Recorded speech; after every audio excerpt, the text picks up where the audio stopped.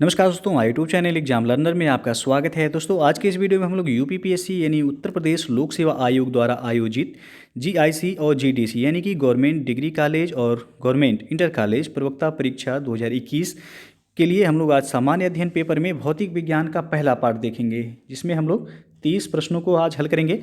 तो वीडियो यदि पसंद आएगा तो लाइक शेयर कर दीजिएगा। चैनल को सब्सक्राइब नहीं किए हैं तो चैनल को सब्सक्राइब कर लीजिएगा, साथ में बेल आइकन को प्रेस कर लीजिएगा, जिससे आने वाले अगले वीडियो का नोटिफिकेशन आपको पहले मिल जाए। और इसके पहले जो है आप हिस्ट्री के प्रश्नों को ऊपर आई बटन पर क्लिक करके जो है देख सकते हैं। तो चलिए शुरू करते हैं। पहला जो प्रश्न है, निम्न तत्वों में से किसमें न्यूट्रॉन नहीं होता है? 4 विकल्प दिया गया है, आपको बताना है कौन सा सही है यहाँ। तो सी ऑप्शन सही हो जाएगा, हाइड्रोजन। हाइड्रोजन में जो है न्यूट्रॉन नहीं होता है और हाइड्रोजन का परमाणु क्रमांक जो होता है वह 1 होता है, ध्यान दीजिएगा। अगला क्वेश्चन है आपका, एंगस्ट्रॉम इकाई है किसकी? तो यहाँ ए ऑप्शन सही हो जाएगा, तरंग दैर्घ्य की। और तरंग दैर्घ्य का मापन एंगस्ट्रॉम में किया जाता है और एक एंगस्ट्रॉम बराबर जो होता है वह 10⁻⁻10 मीटर के बराबर होता है। तो यहाँ जो है ए ऑप्शन सही हो जाएगा। अगला जो प्रश्न है आपका, आवृत्ति को मापा जाता है किसमें? हर्ट्ज में, मीटर प्रति सेकंड में, या फिर रेडियन में, या वाट में? तो यहाँ ए विकल्प सही हो जाएगा, हर्ट्ज में। आवृत्ति का एसआई मात्रक जो है वह हर्ट्ज होता है और एक सामान्य मनुष्य 20 हर्ट्ज से लेकर के 20,000 हर्ट्ज आवृत्ति की ध्वनि को वह सुन सकने में सक्षम होता है। तो यहाँ यदि श्रव्य पूछा जाता है, श्रव्य ध्वनियाँ जो है कितने हर्ट्ज से लेकर कितने हर्ट्ज के बीच होती हैं, तो 20 से लेकर यह 20,000 के बीच होता है, ये ध्यान दीजिएगा। तो यहाँ ए विकल्प सही है। आवृत्ति को किस में मापते हैं? तो हर्ट्ज में। अगला जो प्रश्न है आपका, घड़ी में प्रयोग होने वाले कार्ट्रिज क्रिस्टल होते हैं किसके? तो यहाँ बी विकल्प सही हो जाएगा, सिलिकॉन डाइऑक्साइड के बने होते हैं। घड़ी में प्रयोग होने वाला कार्ट्रिज या क्रिस्टल सिलिकॉन डाइऑक्साइड यानी कि SiO2, रासायनिक सूत्र जो है इसका SiO2 होता है।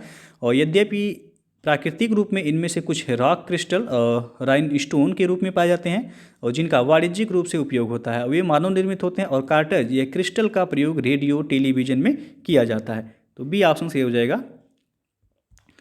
अगला जो प्रश्न आपका, हर्ट्ज में क्या माना जाता है? तो यहाँ जो है आपका ए विकल्प से हो जाएगा, आवृत्ति। ए ऑप्शन सही हो जाएगा, आवृत्ति। इसके पहले बताया गया आवृत्ति का जो एसआई मात्रक होता है वह हर्ट्ज होता है, यानी कि हर्ट्ज में आवृत्ति मापा जाता है और इसे संकेत में यदि देखा जाए तो HZ जो द्वारा प्रदर्शित किया जाता है। अगला जो प्रश्न है आपका, विद्युत शक्ति की इकाई है कौन सी? तो यहाँ डी विकल्प से हो जाएगा, वाट। विद्युत शक्ति यानी कि पावर बराबर जो होता है कार्य बटा समय होता है और विद्युत शक्ति का एसआई मात्रक जो होता है वह यहाँ जो है वाट होगा। डी ऑप्शन सही हो जाएगा। अगला जो प्रश्न है वो आपका, दृश्य स्पेक्ट्रम के तरंग दैर्घ्य की सीमा है। 4 ऑप्शन दिया गया है, आपको बताना है कौन सा विकल्प सही हो जाएगा। तो यहाँ आपका बी विकल्प सही हो जाएगा, 3900 एंगस्ट्रॉम से लेकर के 7600 एंगस्ट्रॉम तक। बी ऑप्शन जो है सही हो जाएगा। दृश्य स्पेक्ट्रम जिसे जो है प्रकाश कहते हैं, के संबंध में कोई निश्चित सीमा रेखा निर्धारित करना जो है वह कठिन है और यह व्यक्ति की उम्र, आँखों की क्षमता, प्रकाश स्रोत की दूरी एवं तीव्रता आदि बातों पर निर्भर करता है। सामान्य तौर पर इसकी सीमा 320 नैनोमीटर से लेकर के 860 नैनोमीटर होता है और एंगस्ट्रॉम में देखा जाए तो यह 3200 एंगस्ट्रॉम से लेकर के आपका 8600 एंगस्ट्रॉम के बीच होता है। लेकिन यहाँ ऑप्शन में जो दिया गया है आपका 3900 एंगस्ट्रॉम से लेकर के नियर अबाउट 7600 एंगस्ट्रॉम, तो बी ऑप्शन जो है सही हो जाएगा। हम अगला प्रश्न अब देखते हैं कि सौर विकिरण निम्न में से किस प्रास में देखता है? तो यहाँ बी ऑप्शन सही हो जाएगा, 400 से लेकर के 700 नैनोमीटर के बीच। और 9वां प्रश्न है आपका, आर्द्रता किस उपकरण से नापी जाती है? तो यहाँ 4 विकल्प दिया गया, आपको बताना है कौन सा सही होगा। तो यहाँ बी ऑप्शन सही हो जाएगा, हाइग्रोमीटर। हाइग्रोमीटर से जो है वायुमंडल की सापेक्षिक आर्द्रता का मापन करने वाला जो है यह यंत्र है हाइग्रोमीटर। और हाइड्रोमीटर जो दिया गया है, याद रखिएगा, इसे जो है द्रवों या फिर जल के तुलनात्मक घनत्व का मापन किया जाता है। पायरोमीटर से ऊंचे तापमान की जो है माप की जाती है। लैक्टोमीटर से दूध की जो है शुद्धता का माप किया जाता है। अगला जो प्रश्न है आपका, दाब की इकाई क्या है? 4 विकल्प दिया गया, आपको बताना है कौन सा सही होगा। तो यहाँ ए ऑप्शन सही हो जाएगा, न्यूटन प्रति वर्ग मीटर। किसी तल के इकाई क्षेत्रफल पर लगने वाले बल को हम दाब कहते हैं। और दाब एक अदिश राशि है। दाब कैसी राशि है, याद रखिएगा, पूछा जाता है। तो ये अदिश राशि है। दाब का मात्रक न्यूटन प्रति मीटर स्क्वायर भी होता है और जिसे पास्कल कहते हैं। तो यहाँ जो है आपका दिया गया है, ये ऑप्शन से हो जाएगा न्यूटन प्रति वर्ग मीटर सही होगा। अगला जो प्रश्न है वो आपका, निम्नलिखित में से कौन सी अदिश राशि है। तो यहाँ आपका बी ऑप्शन से हो जाएगा दाब। अभी इसके पहले बताया गया है दाब कैसी राशि है, तो वह अदिश राशि है। और वे राशियाँ जिनको व्यक्त करने के लिए दिशा एवं परिमाण दोनों की आवश्यकता होती हैं वह आपका सदिश राशि कहलाती है। जैसे कि उदाहरण के रूप में आपका हो जाएगा बल, वेग, विस्थापन, त्वरण, संवेग आदि, ये सभी सदिश राशियाँ हैं। और जिन राशियों को व्यक्त करने के लिए केवल परिमाण की ही आवश्यकता होती है, वो दिशा की नहीं, उन्हें अदिश राशियाँ कहते हैं। उदाहरण में आपका आयतन हो जाएगा, अदिश में ध्यान दीजिएगा, आयतन आएगा, दाब आ जाएगा, चाल और दूरी, ये सभी अदिश राशियाँ हैं। और सदिश राशियाँ में बल, वेग, विस्थापन, त्वरण, ये सभी सदिश राशियाँ हैं। अगला जो प्रश्न है आपका, निम्नलिखित में से किस राशि का मात्रक नहीं है। तो यहाँ सी विकल्प सही हो जाएगा, विकृति। किसी वस्तु की बीमा में आया परिवर्तन और उस वस्तु की मूल बीमा के अनुपात को हम विकृति कहते हैं। विकृति एक बीमाहीन राशि है, अर्थात इसका कोई मात्रक नहीं होता है। तो सी ऑप्शन सही होगा। और अगला प्रश्न है, सही कथन चुनिए। 4 कथन दिए गए हैं, आपको बताना है कौन सा इसमें सही है। तो यहाँ जो है आप देख सकते हैं बी विकल्प में कि लाल प्रकाश का तरंगदैर्घ्य बैगनी प्रकाश से ज़्यादा है, ये आपका बिल्कुल सही है। बैगनी रंग का तरंगदैर्घ्य सबसे कम व आवृत्ति सबसे अधिक होता है, जबकि लाल रंग का तरंगदैर्घ्य सबसे अधिक तथा आवृत्ति जो है वह कम होता है। तो यहाँ बी ऑप्शन सही हो जाएगा। और अगला प्रश्न, एक परमाणु के केंद्र का धनावेशित हिस्सा कहलाता है। तो वह कहलाता है न्यूक्लियस। डी विकल्प से हो जाएगा। एक परमाणु के केंद्र का धनावेशित हिस्सा नाभिक या फिर जो है न्यूक्लियस कहलाता है।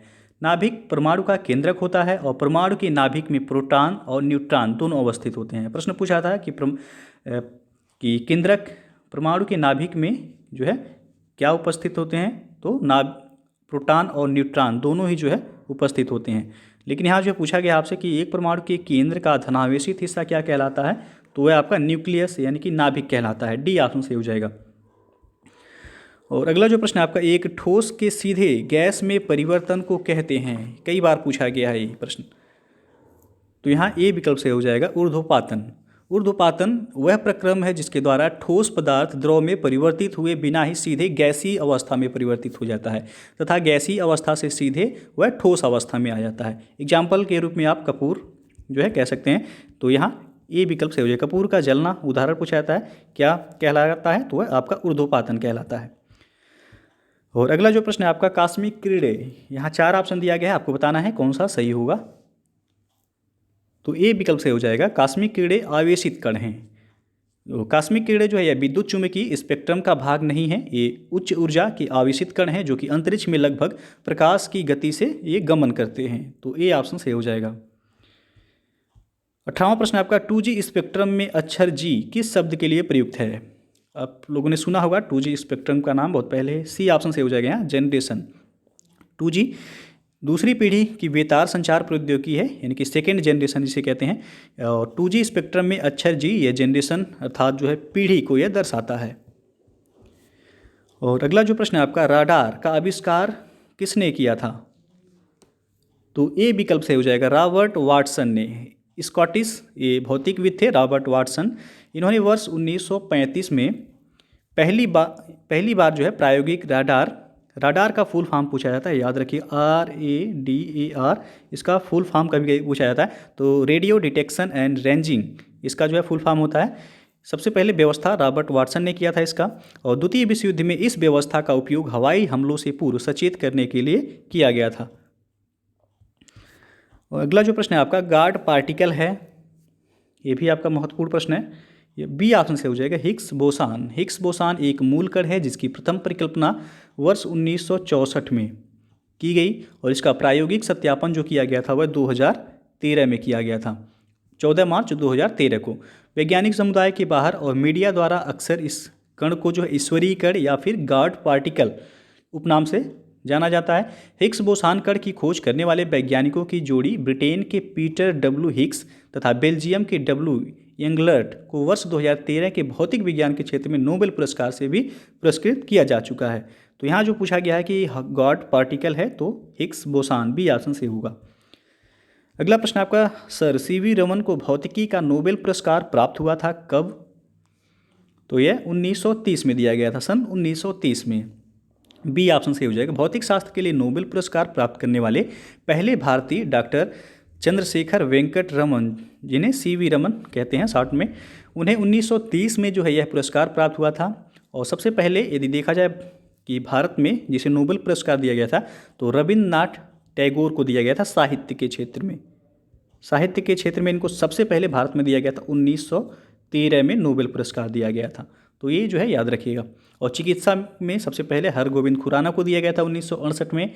और शांति के लिए मदर टेरेसा को दिया गया था 1979 यानी कि 1979 में। और अर्थशास्त्र में सबसे पहले अमर्त्य सेन को दिया गया था 1998 में। और भौतिकी में 1930 में दिया गया था डॉक्टर सीवी रमन यानी कि चंद्रशेखर वेंकट रमन को। अगला जो प्रश्न है आपका, टेलीस्कोप की खोज किस वैज्ञानिक ने की थी? तो यहाँ डी विकल्प से हो जाएगा, गैलीलियो ने। और अगला जो प्रश्न है आपका, इस सदी की शुरुआत में हवाई जहाज का आविष्कार किसके द्वारा किया गया था? तो राइट ब्रदर्स, राइट बंधुओं के द्वारा किया गया था, ए विकल्प से हो जाएगा। अगला जो प्रश्न है, 1 माइक्रोन बराबर है किसके? तो यहाँ जो है आपका सी विकल्प से हो जाएगा, 1/1000 मिलीमीटर के बराबर है 1 माइक्रोन। अगला जो प्रश्न है आपका, 40 डिग्री सेल्सियस का मान फ़ारेनहाइट स्केल में पूछा गया है, कितना होगा? तो अब जो है इस तरह के भी प्रश्न जो है पूछे जा रहे हैं। यहाँ आपका ए विकल्प से हो जाएगा, 104 डिग्री फ़ारेनहाइट, चूँकि एफ बराबर यानी कि फ़ारेनहाइट बराबर जो है 9/5 सी यानी कि सेंटीग्रेड या सेल्सियस कह सकते हैं प्लस 32। अब इसी पे जो है मान आपको रख देना है। तो एफ बराबर 9/5 गुणे जो है सी यानी कि आप 40 रखेंगे, यहाँ 40 डिग्री दिया गया, तो 9/5 गुणे सी की जगह कितना दिया है सेल्सियस में, तो 40। उसके बाद जो है प्लस आप 32 कर देंगे, इसे आप काट देंगे तो आपका 8 बार में कट जाएगा। उसके बाद हो गया 9/8 72 प्लस जो है 32, तो 72 प्लस 32 जोड़ेंगे कितना हो जाएगा आपका 104 डिग्री फ़ारेनहाइट। तो फ़ारेनहाइट बराबर जो हो गया 104 डिग्री। निकालने का फार्मूला यही है, याद रखिएगा हमेशा जो है, यदि फ़ारेनहाइट में पूछा जाए तो 9/5 सी प्लस 32, सी जहाँ सेल्सियस को जो है डिकोड करता है। अगला जो प्रश्न है आपका, क्रोमैटोग्राफी की तकनीक का प्रयोग होता है? तो यहाँ डी ऑप्शन से हो जाएगा, एक मिश्रण से पदार्थों को अलग करने में, किसी मिश्रण से विभिन्न पदार्थों को अलग करने में क्रोमैटोग्राफी तकनीक का प्रयोग किया जाता है। तो डी ऑप्शन सही होगा यहाँ। अगला जो प्रश्न है आपका, लोलक की कालावधि यानी कि टाइम पीरियड पूछा गया है, तो बी ऑप्शन से हो जाएगा, लंबाई के ऊपर निर्भर करता है यह। तो ध्यान दीजिएगा यहाँ, लोलक की कालावधि यानी कि टाइम पीरियड किस पर निर्भर करता है वह? तो लंबाई के ऊपर निर्भर करता है। और अगला जो प्रश्न है आपका, बल गुणनफल है किसका?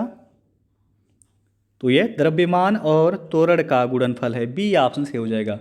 संवेग में परिवर्तन की दर को बल कहते हैं, और यदि किसी वस्तु का द्रव्यमान यानी मान लीजिए यम है और वह u वेग से गति करते हुए t सेकेंड बाद v वेग प्राप्त करता है, तो संवेग में परिवर्तन की दर यानी जिसे हम त्वरण कहते हैं, तो त्वरण बराबर हो जाएगा आपका, त्वरण बराबर हो जाएगा mv माइनस mu/t।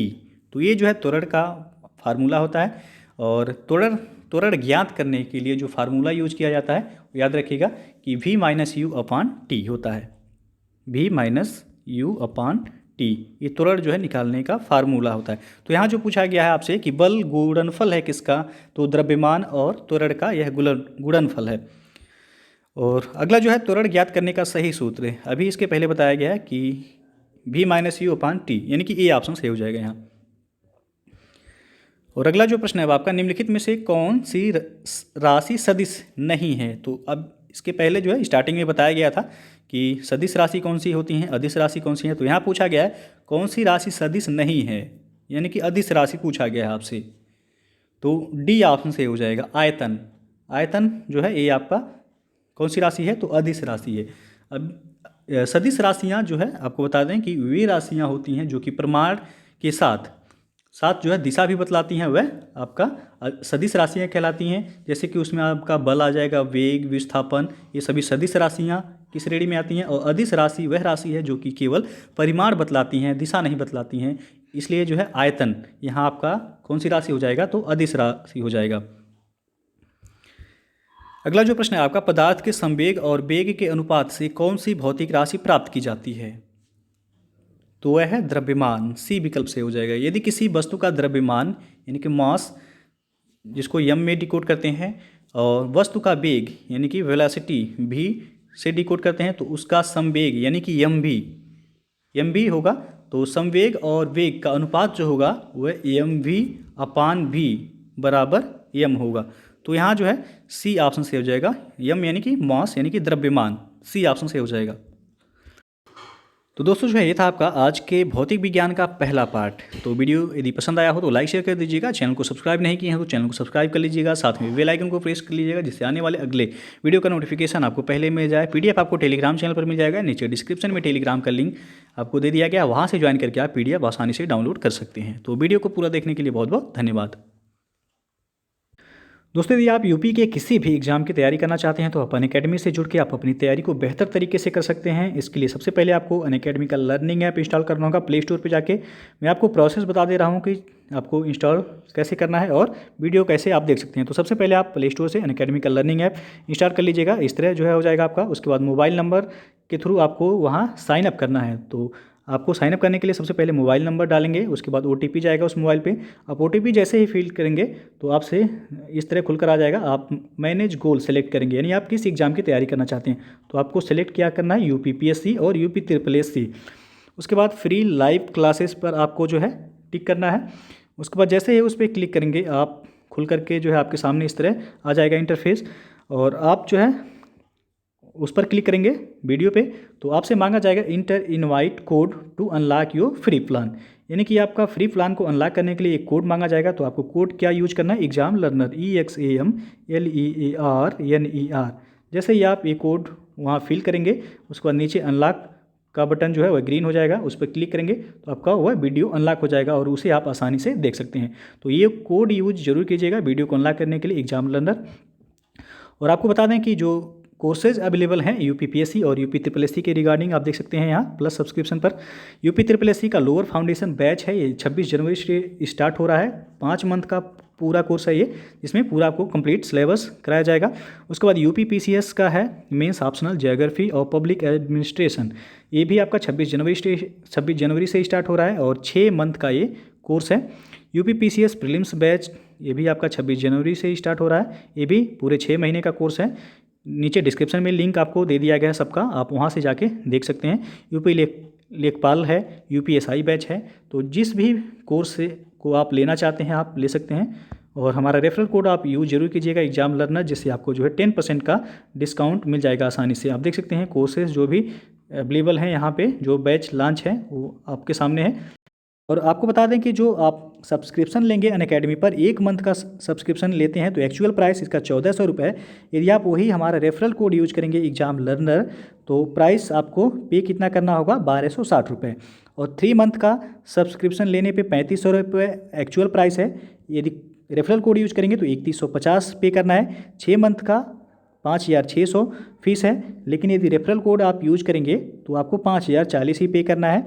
12 मंथ का जो है फीस 7000 रुपये है।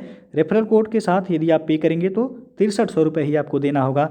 और 24 मंथ का यदि लेते हैं आप सब्सक्रिप्शन तो 8400 रुपये फीस है, लेकिन आप रेफरल कोड हमारा यूज करेंगे तो 7560 रुपये ही आपको पे करना है। जिससे जो है यदि आप रेफरल कोड हमारा यूज करेंगे तो आपको 10% का तत्काल जो है वहाँ डिस्काउंट मिल जाएगा। और आपको बता दें कि अनअकैडमी का फ्री जो वीडियो प्लस पर है उसको देखने के लिए भी आप हमारा referral code exam learner use कर सकते हैं अनलॉक करने के लिए। तो ये याद जरूर रखिएगा। और इसके लिए सबसे पहले आपको अनअकैडमी का लर्निंग ऐप इंस्टॉल करना होगा। प्ले स्टोर से जाके आप सबसे पहले ऐप को डाउनलोड कर लीजिए, फिर जो है मोबाइल नंबर और ईमेल ID के थ्रू लॉगिन करके आप आसानी से जो है देख सकते हैं।